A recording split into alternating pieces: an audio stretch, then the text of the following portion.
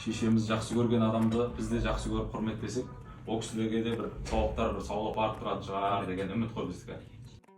Бүгінгі жеткен бар, міне жетпеген бар, жетпеген анамызды еске алып отырмыз. Жақсы, жарым ырыс иманды болсын, жаңағы жәннеттің төрінде болсын, шалқысын. Аналардың өзінің осы баламды қалай өсірсем, қалай жеткізсем деп шырылдап өткен өмір, оны кейін ана болғанда түсінеді екенбіз. Өте дұрыс айналайын, мынау маманың жақындарын шақырып, бұл балаларға тәлім, біз тәрбие көргеннің ұлы бір қасиеті, қастері бұл осы. Bismillahirrahmanirrahim. Ya